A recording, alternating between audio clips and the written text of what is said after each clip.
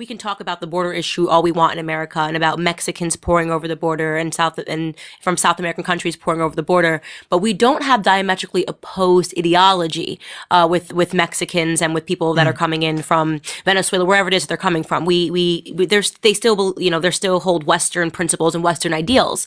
But when we talk about the migrant crisis in Europe, we're talking about a flood of people coming in that believe in Sharia law. Is that problematic when the birth rate in the Muslim community is quadruple what it is in the European community?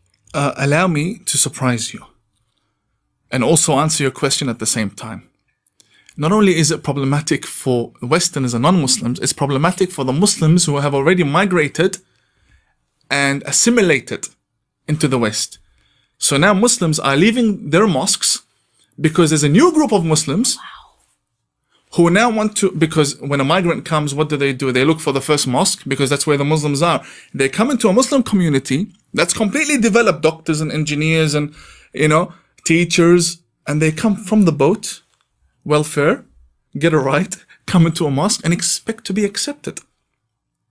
These expectations have destroyed the Muslim community.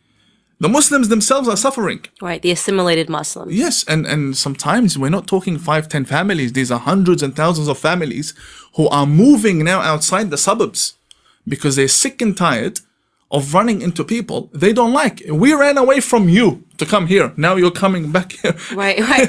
And it's funny that you say that because I have spoken about it, but I had a Muslim roommate for 2 years. She was from Canada. Lovely, lovely girl. I mean, really just the kindest heart. We became the best of friends when we were in New York. And she would talk about this. Like she'd say, I'm Muslim, but, not like that kind of Muslim. She always made that differentiation. She went to mosque every Sunday.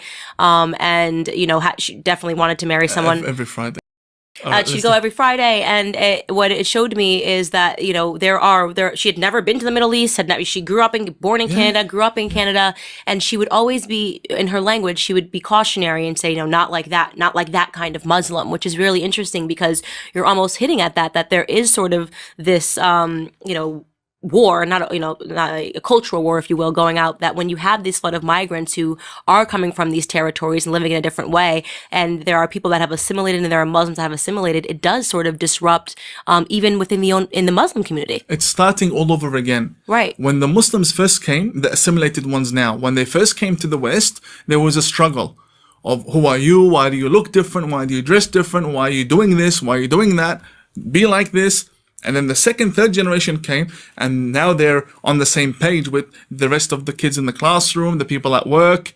All of a sudden, a new wave comes, and it's starting all over again. And this time, there's technology, there's YouTube, there's Twitter.